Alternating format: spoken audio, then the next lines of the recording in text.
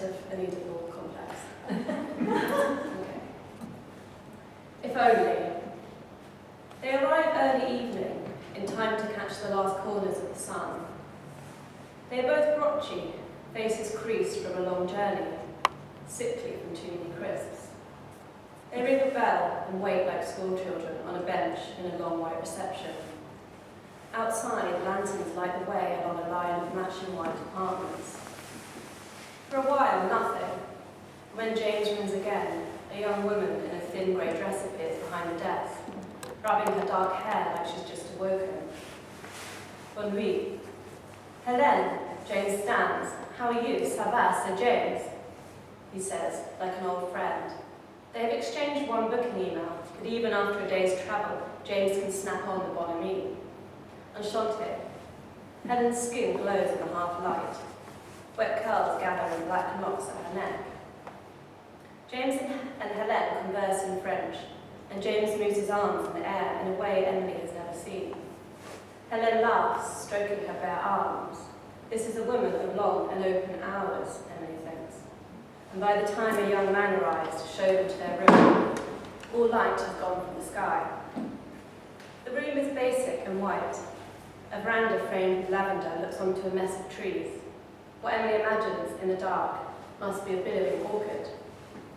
It's a bit twee, James says, once they're left alone in the room. The lavender in Mum's garden was much nicer.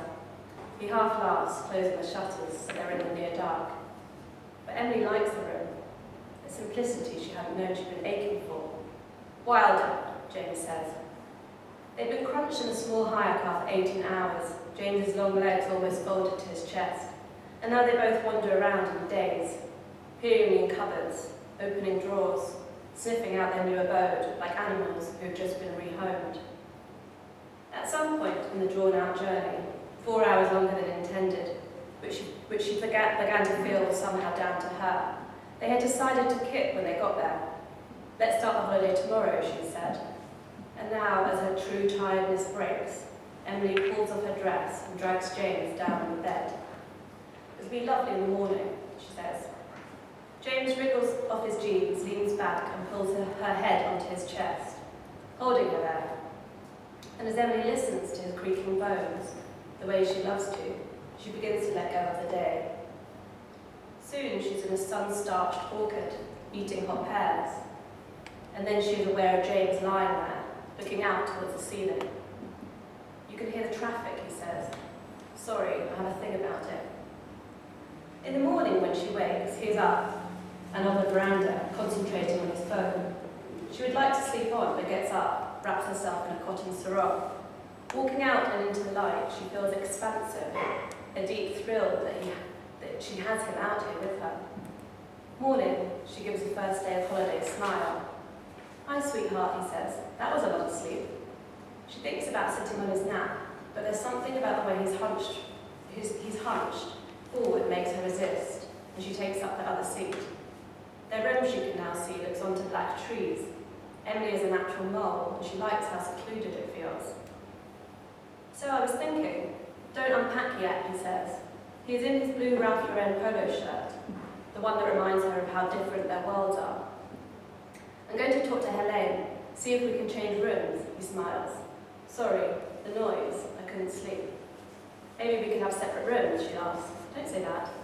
The sun is in his eyes and he wipes it with a napkin, as if trying to mop up the light. Emily strains to hear a faint crunching, a quiet glug glug, and yes, the sound of traffic somewhere way off. After a moment she says, honey, do you think, what? That the sound of traffic is like the sound of lots of things, like trees, the sea.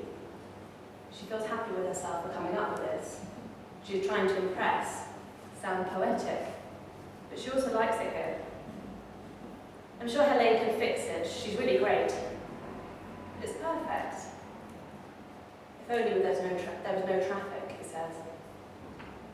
Emily lies on a lounger, one arm trailing down the side, her fingers singeing on hot tiles. James sits on a lounger next to her, reading a French property magazine he found at reception. She is pretending to read Marx's Das Kapital, but in fact she is sky-gazing. They are now fully unpacked in room 9. Elaine has fixed it. They are alone by the pool, apart from an elderly woman who sits under the trees, bronzing her shins.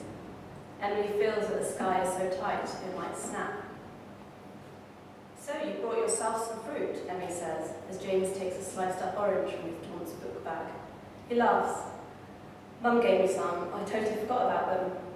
On her back, Emily stretches an arm across, takes a piece and slips it in her mouth. She sits up and around, gives him an orange peel smile. James laughs, slots a slice in his teeth, and they orange peel kiss, laughing through pops and pips. James sits back on his lounge abruptly, then he takes a napkin from his bag and gently dabs them down like they're children or elderly. Emily's not sure what's happened, so she closes her eyes, and as her thoughts begin to slide in odd and unrestrained directions, James says, "I don't know how you can just lie there like that." He gets up, walks to the pool's edge, and somersaults in. So crass and blokey, she thinks, so digital advertising, but she also kind of loves it. She had told him on her first date that she loves a man who can swim butterfly. "Can you?" she had tested him. And yes, he could, apparently. But here he is, swimming front crawl. 2 long strokes and he's practically crossed the entire pool. "Butterfly, butterfly," she shouts from the sideline. And at the pool's edge, he flips back like an overheated fortune fish and butterflies to the end. She feels unalloyed joy and decides to join him.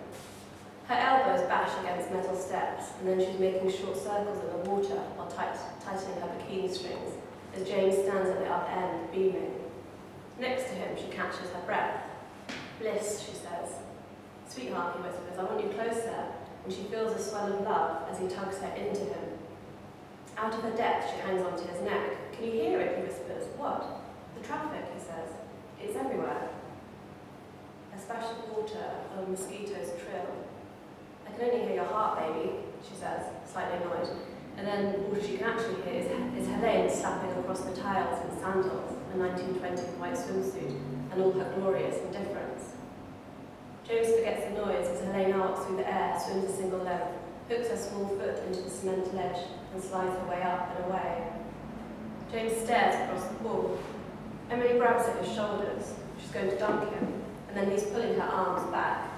"Shh," he says. "If you stay still, baby, you can see the 2 of us." And sure enough, there in the pool, his white chest and face surface through the shifting blue. He smiles back at her. The water is so still now, like a second skin, and she can't bear it. She throws herself in and under and through, and there she remains, swimming low for the length of the pool.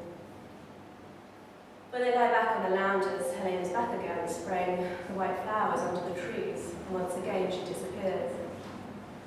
"My therapist says girls don't become real women until they reach 30, Emily says. James doesn't seem to have heard, and Emily's aware of her cheap yellow ASOS bikini, how it bags around one boob.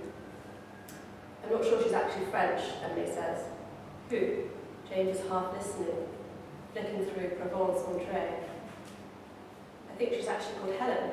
I heard her earlier. She has a perfect English accent." James turns a page. Emily decides to concentrate on Marx's use value, but her limbs grow heavy.